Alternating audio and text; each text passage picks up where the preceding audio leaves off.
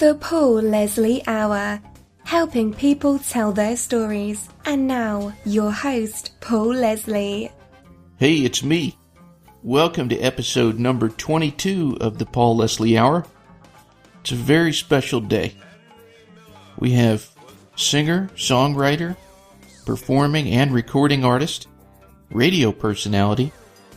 She just had a show last night at the Variety Playhouse in Atlanta, and she was kind enough to make the trip up here. Elizabeth Cook, thank you so much. Thank you. Thanks for having me. So, what is it like being on the road? Oh, gosh. Well, there's a million aspects to it. The shows are great most of the time. Being with fans is great. Getting to play your songs for people is brutally uncomfortable. You're not at home. You end up eating a lot of food that you normally wouldn't eat. Get tired of the same clothes in your suitcase. You know, there's extremities to it. It's like greatness and then just extreme discomfort at the same time. It's addictive. What's addictive about it? I think the adrenaline and the grind, and there's also an aspect of it where it's like you're kind of checked out from real life in a way. Mm-hmm. You know, I know that when I'm on the road, it's not going to be a day that I get up and do, 4 loads of laundry and go to the post office and deal with getting my tags renewed on vehicles and take the dog to there's like, it breaks you out of the monotony of mundane life. And I think for a lot of people, it's just kind of a way to check out. Yeah. You're usually away from your family, your loved ones, your household. It's kind of can be a little bit of a checkout tool. Kind of an escape. Yeah. Well, you mentioned a second ago about fans. What's it like when somebody that you don't know, they know your name, they know what you look like, and they feel a connection to you? Yeah. And they just walk up. Oh my gosh. You're Elizabeth Cook. What is that like? It's real bizarre, of course.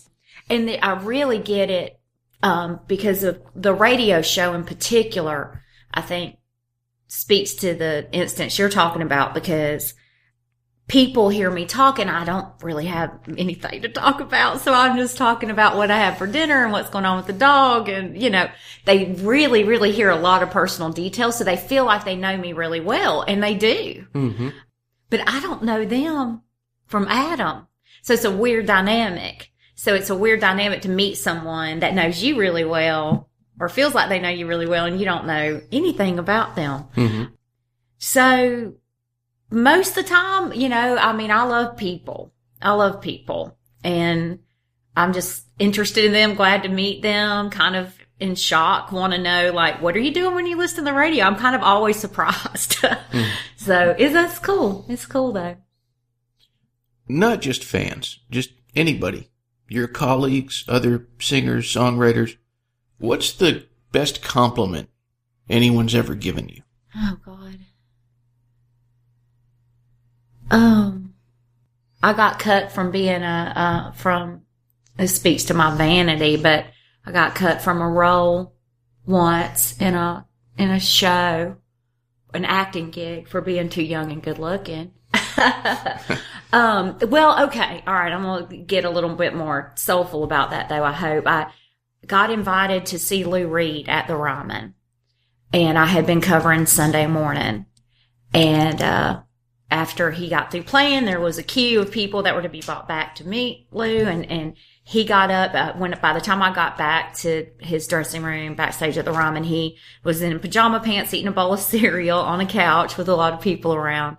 And he stood up and he came over and he put his hands on my shoulders and looked me in the face and said, "I believe you are coming from an honest place."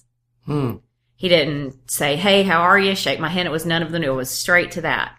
And I was so rattled by it and thought that, well, it's probably not going to go any better than that, so I should get out of here while I'm ahead. And I thanked him and bolted out of the room. But that meant a lot to me coming from him, just for him to tell me he believed I was coming from an honest place. And that's an intimidating guy, Lou Reed. Right. Scared to death. Scared to death of him. Yeah. Yeah. I didn't know what he was going to say. Do you ever get intimidated around people? All the time, yeah. Yeah? Yeah. Sure. Last night, Mike Mills was there, and I did an REM song, Country Feedback, not knowing he was in the audience. Wow. I know. I could have died. He walked backstage and passed by me on his way to Driving and Crying's dressing room and said, "Hey, thanks for doing my song." And I thought he meant like my song, my favorite song. and he was like, "No, like his song, literally." And I was like, "Oh my God." We put it together, luckily, relatively quickly, and he was very gracious. But it was kind of mind-blowing. What misconception is there about Elizabeth Cook? I had this question just last week, and I don't know what the different misconceptions are about me. I think that I can sort of guess at the details about how people might describe me. I don't know, badass, sassy, things that I hear people say, and I don't think I'm that. I'm like a pushover, and I don't know. I'm not sure. Sorry. I mean, do you know what's some things that you might perceive would be a misconception or things that are controversial?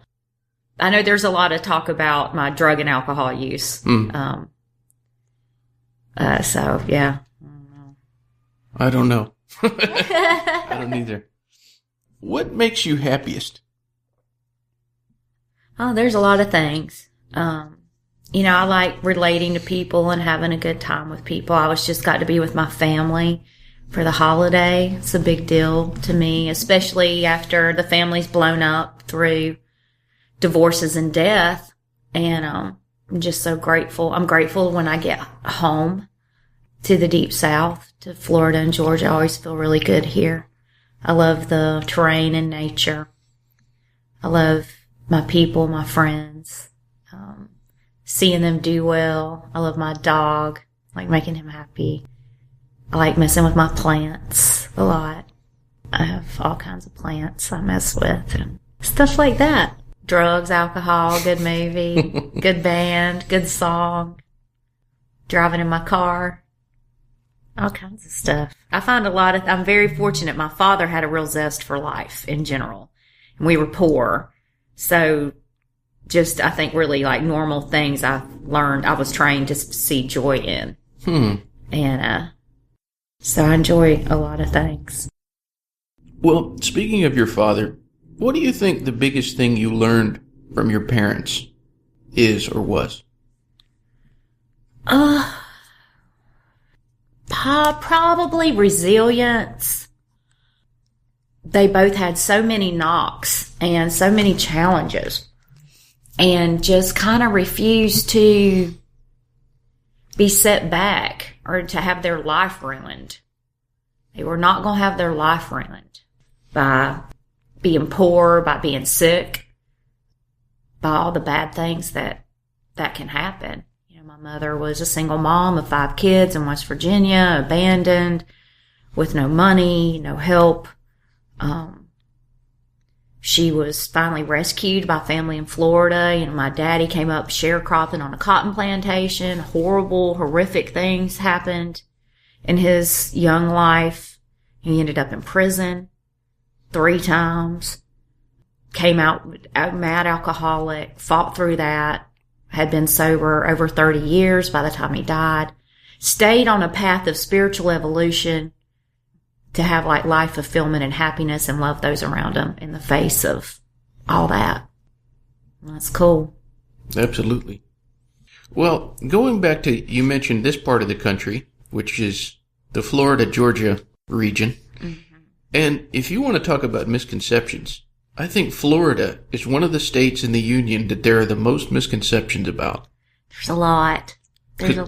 When somebody says, I'm from Florida, and I heard you talk about this on the Walking the Floor podcast, Florida could mean anything. Yeah, there's a lot going on. Well, tell us about the region in Florida. What is it like? Well, I mean, there's just a lot of different aspects to Florida because you have these beautiful beaches and sunshine. And so there's things that it's going to attract people there from everywhere. So there's a transient culture of people just passing through. You can go there and be anonymous. Then there's a culture of where people want to go to retire because it's the sun and it's not as expensive as California, but it's warm and sunny. There's people that go there to vacation. There's people that have ranch land there and horses and agriculture. I mean, before Disney World was Disney World, it was a 35,000 acre cattle ranch, the first one in the United States, like historical. And there's still an element of that cowboy culture there. There's a lot to it. There's a lot going on in Florida. And I love it. I came up in that cowboy rural part, central inland, just north of Orlando, between Gainesville. Tom Petty is a master at speaking to it. I'm so grateful for his attempt to clarify a little bit. But yeah, Florida's a special place. And been some great songwriters who have come from Florida. Mm-hmm. Definitely. Yeah, for sure. For sure. And just the legacy of the Allman Brothers and Leonard Skinner, Bobby Braddock. Yeah. Really a big deal. You know, we just lost Mel Tillis. So yeah, it is. I know it. It's special. I love it. This is kind of a curveball. What do you think of Jimmy Buffett? Well, I like Jimmy's original message, and I think there's more to him than what has become his sort of homogenized commercial message, which is cheeseburger in paradise and, you know, flip-flops and sort of just kind of a vanilla beach life for every music for every man. If you dug into like Pirate Looks at 40 and some album cuts on the earlier records, I mean, I think there's more to him, but it just so happened that a certain aspect of what he had to say caught hold and meant something very simple to a broad group of people.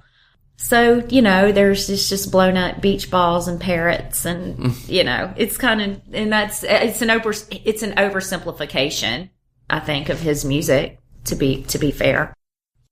Who are the songwriters, past and present, that you admire? Oh, I like Tom T. Hall a lot. I like Ronnie Van Zant a lot. I really love Guy Dan Reeder, John Prine, of course. I love what Lucinda does, and Townes Van Zandt.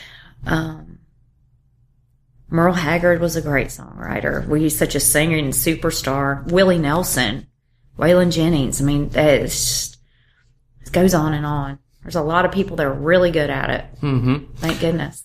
And a lot of the artists you mentioned, of course, are country musicians. Mm-hmm. What do you like about country music? Well, for me, it resonates. You know, I understand that language. I understand that sound. It's just like somebody speaking your language, you know? And so the songs, like I can really hear them and attach to them because I can relate to them. I can relate to everything about it. And it's, you know, it's what I grew up on. I came to discover like the Beatles and the Rolling Stones way late. When I moved out of my house in Florida, or my sister moved out rather, I was little. There was 3 cassette tapes she left in her closet. And it was the Allman Brothers and Creedence Clearwater Revival and the Eagles. And those were my first time I ever heard music that wasn't country music. How many times have you played the Grand Ole Opry? We lost count since Daddy died. He was my stats man. It's over 400 at this point. That's kind of all I know. I was into the 300s when he passed, and I don't play it as frequently as I used to because I tour too much. But I get out there, you know, every 2 or 3 months I do the Opry. So it's great. When you play the Opry, is it a sacred thing? Yeah. Yeah, for sure.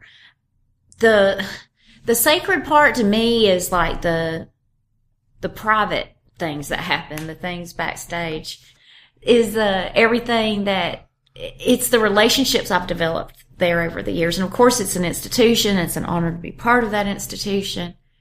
People come there to see the tradition of a Grand Ole Opry show more than they come to see a specific artist. They're coming to see the Opry. So it's really cool to get to play a role in that show, which is how I look at it.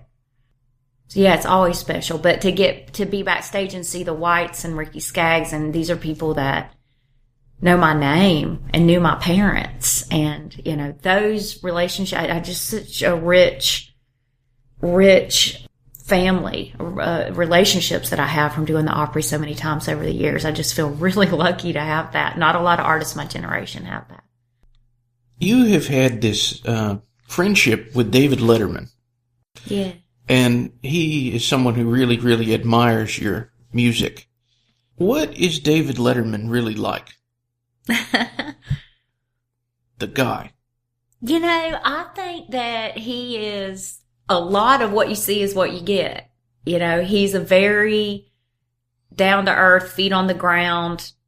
He's one of the reasons that he was such a great interviewer is because he's a considerate person. He can think of things to ask that are meaningful because he can take himself out of himself. So many times people in show business are so devoured by their own ego that they don't have that skill. And I've done interviews like that, like on national TV, and I won't name names, but it was like, wow, you're just waiting for me to like say something to set you up for a punchline, basically. And that's not, David is much more considerate than that, and just interested in other people besides himself. I think he beats himself up a lot more than people know, and is hard on himself. Mm-hmm.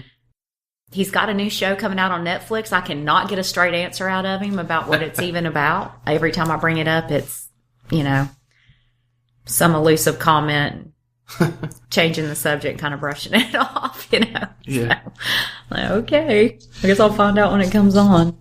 Well, you know, Dave, it might be kind of surprising to some people that he likes country and Americana music. But I think that in the last episodes of his show, with the last performances he had, he kind of showed what he liked. With, yeah. You know, like some soulful kind of music. Yeah, for sure. I mean, I did a special for Sirius XM where really it all came down like this. He didn't like the time slot I was in because he was asleep at that hour. So my boss was kidding around and said, well, tell him if he'll do your show, I'll move you to later day. And I was kidding around with him and told him that. And he was like, well, okay, let's do it. And I was like, you don't want to do that. You know, you're like a massive tabloid star at this point. Like people will run with this and it'll be stupid. And he's like, no, let's do it. Let's do it. But he knew what he wanted it to be. He wanted it to be, we didn't just play his favorite records. We played performances from The Late Show of his favorite performances over the years. He wanted Paul to come and he wanted to discuss those performances. So it was almost like we did a special on archiving. It could have been a television special, you know, with just back-to-back like the best musical performances of Saturday Night Live. It was like the best musical performances, or the most special ones to Dave. It was so great. He cares a lot. He cares a lot. Well, not just musicians, not just famous people. Who do you admire? I admire my friends, fellow artists that I see like trying to do their art and do the right thing and get out here and trudge this out. The business people that help us do it, the good ones, and there are. Yeah, I love people that just try and do shit, you know, with an earnest heart. We're all on this rock spinning around together till we die. We got to fill our time with something. And I like people that have a good work ethic and make goals and try to accomplish them, if big or small. regardless of what it is. Just being with my family, my niece, who's actually only 9 months younger than me, we roomed together at Georgia Southern, watching her and how she has grown her family, and now her oldest is starting college, and the work that they've put in and what they've come from and what they have now, and the importance of the family and the fun they still have. And it's just, I admire that a lot. Well, on the other side, on the music side, you've had the chance to perform with and record with a lot of really, really great talent. Like, I think one of my favorite, more popular country singers would be Dwight Yoakam. Yeah. So tell me about some of the people that you've worked with that were the most thrilling for you. Oh gosh. For sure Dwight, Rodney Crowell, Nancy Griffith, Patty Loveless sang on my last record, Exodus of Venus. And we weren't in the studio together. With the technology now, you can just like send a track, and, she's in her home in North Georgia. She has a studio there. So she's able to just do the track with Emery, pushing the buttons. And gosh, that was wild. Hearing her voice, like when they emailed the track back to us and we pulled it up on the speakers, like hearing her voice with mine was insane. I'm forgetting Charlie Louvin. I had crazy out-of-body experiences with Charlie Louvin. I got to sit down and try and write a book before I forget everything. But my path has been so like sprinkled with fairy dust. I don't completely understand, to be honest, for the level of fame and success I have, which I feel like is modest. The experiences that I have got to have, it's like sprinkled with fairy dust. It's crazy. It's really, really cool. It's so fun. Do you think it's possible you're a magnetic person? I don't know. Rodney Crowell calls me Electric Elizabeth. I don't know. I have felt at times like my experience has gotten so intense that I felt like that guy in the movie Powder. Have you ever seen that movie? Yeah. Where he's like, they had to put lightning rods and stuff on top of the house, and he had to hide out in the basement because he attracts lightning. Just being scared and overstimulated of what's going to happen next. Well, what about on the other side of that? Who would you like to work with? Either writing or recording, whatever, that you haven't yet? Oh, gosh.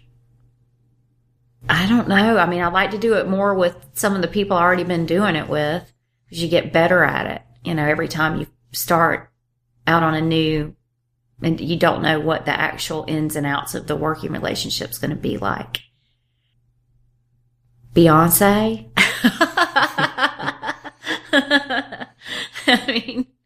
And so out of reach, I'm sure, but just thinking about like people that I think are really great at what they do. I like the Dixie Chicks a lot. I think Natalie Maines is brilliant. She's kind of a brilliant asshole. Love her. Love it. Yeah, I like a lot of rappers. I like a lot of hip hop music. Kendrick Lamar, could do something with him. When you're writing songs, what is it that inspires you?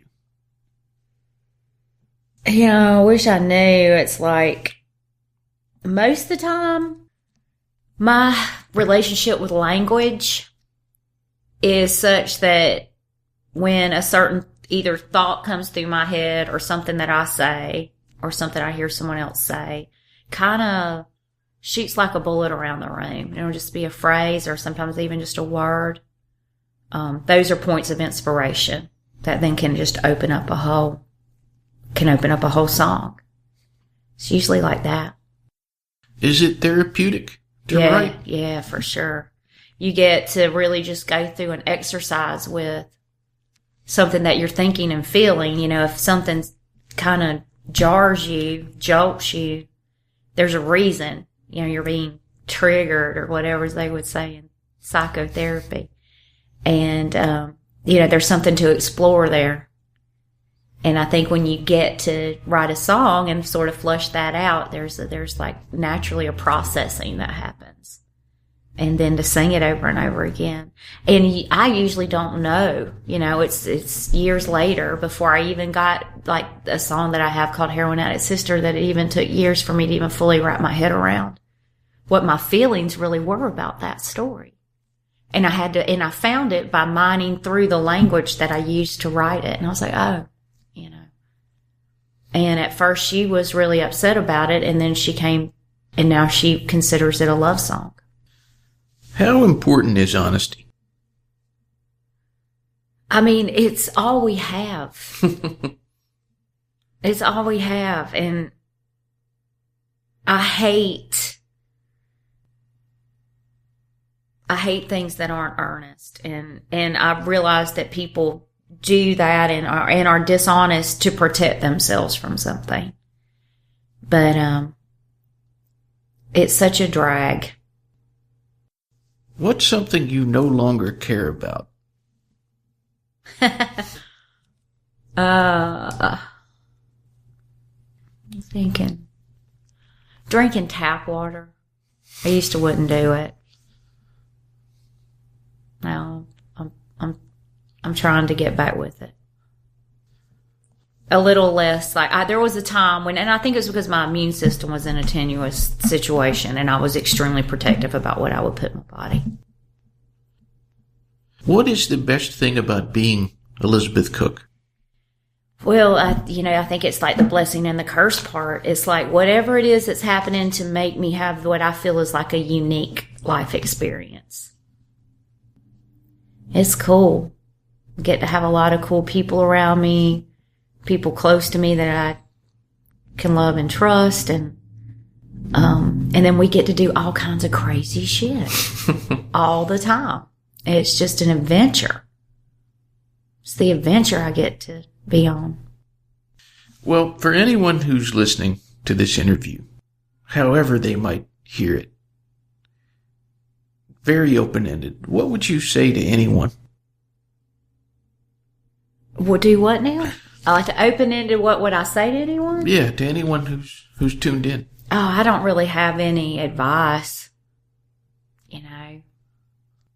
I think maybe like in a time where people are particularly polarized and there's a lot of, hot button topics, and I especially feel it when I come home back to the Deep South. Find things you love and focus on that. Focus on that part. More energy there. It's weird. It's like being down in the South. I don't think that racism is definitely at the root of it, but I have people that I don't think that they think they're necessarily better or superior in race to another race, but they're all mad at each other. There's just anger. I sense that more than I do anything. What do you think people can do just as a single person about things like that? Well, it's hard to make some people have a vision how to make big, broad, strokes. Most people don't. And when you don't know what to do, I think you look close around you, and you love and take care and be as good as you can to the people around you. If you know somebody if you know an old person that's a neighbor that doesn't have any family, buy a box of cookies at the grocery store and put them on their step. Just little stupid stuff like that, can go so far. And I think it comes back to you too.